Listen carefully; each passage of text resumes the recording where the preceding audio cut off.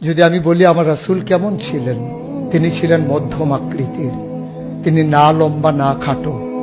তিনি কখনো বা যখন হাজারো মানুষের সামনে দাঁড়াতেন, বিদায় হজের সময়ে 1,40,000 সাহাবা যখন ময়দানে, তিনি যখন আস্তে করে উঠে দাঁড়ালেন, ওনার চাইতে অনেক লম্বা লম্বা মানুষ থাকার পরেও অবাক বিস্ময়ে সবাই তাকিয়ে দেখলো সবার উপর দিয়ে যে মানুষটির মাথা মুবারক দেখা যায়, তিনি নবী মুহাম্মদুর রাসূলুল্লাহ সাল্লাল্লাহু আলাইহি ওয়াসাল্লাম। তিনি মধ্যম আকৃতির হওয়ার পরে সবার উপরে তার শির, সবার উপরে তার মাথা। সবাই অবাক বিস্ময়ে তাকিয়ে দেখলেন তার চুলগুলো হালকা হালকা কোঁকড়ানো। তিনি কখনো বা যখন চুলের ভিতরে তৈল দিয়ে আছড়াতেন, অবাক বিস্ময়ে মানুষ তাকিয়ে দেখতেন, মনে হতো চুলের মাঝে যেন মৃদুমন্দ ঢেউ দেখা যায়। তার কপালটা ছিল চওড়া শুভ্র, তার চোখের ভ্রুগুলো ছিল ধনুকের মতো বাঁকা, তার চোখগুলো ছিল টানা টানা ভাসা ভাসা, তার চোখের পাতাগুলো ছিল গোলাপের পাপড়ির মতো। তিনি কখনো বা যখন চোখের পলক ফেলতেন, অবাক বিস্ময়ে মানুষ তাকিয়ে দেখতেন, মনে হতো মৃদুমন্দ বাতাসে গোলাপ পাপড়ি দোল খাচ্ছে। তার চোখের সাদা অংশ ছিল রক্তিমাভ সাদা, কালো অংশ ছিল তার কৃষ্ণ কালো।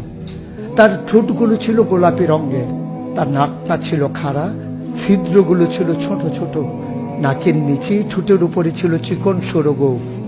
তিনি কখনো বা যখন মুচকি হাসতেন, তার গোলাপি রঙের ঠোঁট দুটো যখন একটু ফাঁক হয়ে যেত আর দাঁতগুলো যখন বের হয়ে যেত, মানুষ অবাক বিস্ময়ে খুঁজত কোথাও যেন বিজলি চমকিয়েছে।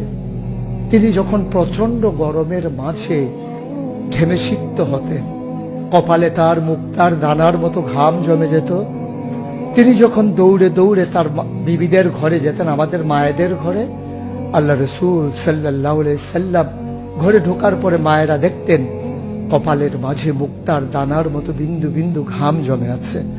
মায়েরা বলতেন, গুস্তাকি মাফ কর দিজিয়ে, বেয়াদবি মাফ করবেন, আপনি চুপটি করে একটু বসুন। নবীকে বসিয়ে ওরা ছোট্ট শিশু খুঁজে বের করতেন, অতি যত্নে পরম আদরে তার কপালের ঘামগুলো তারা শিশির ভিতরে ভরে মুখ বন্ধ করে রেখে দিতেন।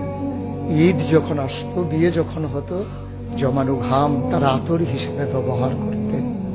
এ নবী তো সে নবী, হেঁটে গেছেন 1 মাস আগে রাত পথ ধরে, যাওয়ার পরে তিনি তো চলেই গেছেন।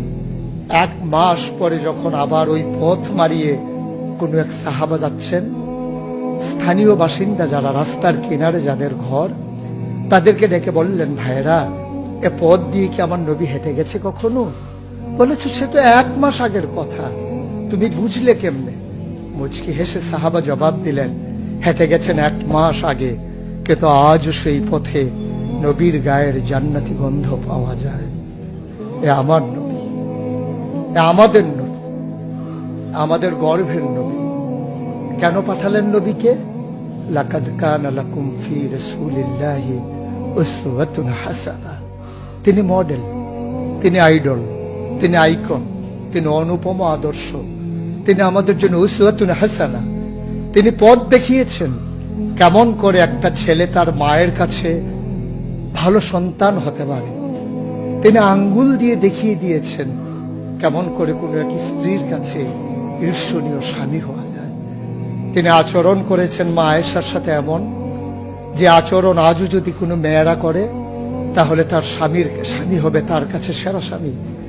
শুধু সেই স্বামী তার স্ত্রীর সাথে সেই ব্যবহার করে। আল্লাহ রাসূল সাল্লাল্লাহু আলাইহি সাল্লাম আদরের নাতি হাসান হুসাইনের সাথে এমনই মধুর ব্যবহার করেছেন। কেউ যদি সেরা নানা হতে চায়, কেউ যদি সেরা দাদা হতে চায়, সেজন্য নবীজি যে আচরণ করেছে হাসান হুসাইনের সাথে, সেই আচরণ করেছে তার নাতনি নাতনির সাথে, তাহলে সে হয়ে যাবে সেরা নানা।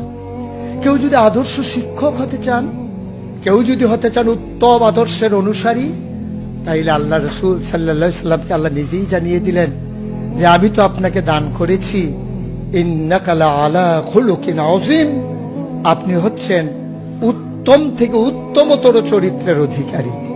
চরিত্র হচ্ছে 3 রকম, খুলুকুল হাসান, খুলুকুল করিম, খুলুকুল আযীম।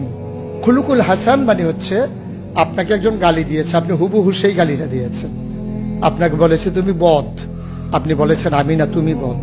এটা হচ্ছে হাসান। আপনাকে বলেছে তুমি সাংঘাতিক খারাপ, আপনি চুপ মেরে হেঁটে চলে গেছেন মাথা নিচু করে, আপনি হচ্ছেন খুলুকুল কারিম। আর আপনাকে বলা হলো তুমি খুব খারাপ মানুষ, আপনি চুপ করে তো চলে গেলেনি, মসজিদে গিয়ে আপনি হাত উঠিয়ে দোয়া করছেন, মাওলা সে হয়তো বুঝিনি, সে যদি বুঝতো আমাকে হয়তো বলতো না, তার জন্য উল্টা আপনি দোয়া করে দেবেন। এটাকে বলে খুলুকুল আযীম, যেটা ইন্নাকা লা আলা খুলুকিন আযীম। আল্লাহ বলছেন, ও নবী, আমি হলাম সর্বোত্তম মর্যাদার অধিকারী, আর আপনি হচ্ছেন সর্বোত্তম চরিত্রের অধিকারী। সুতরাং যার কোনো তুলনা হয় না, তুলনা মেলা ভার, জুড়ি মেলা ভার।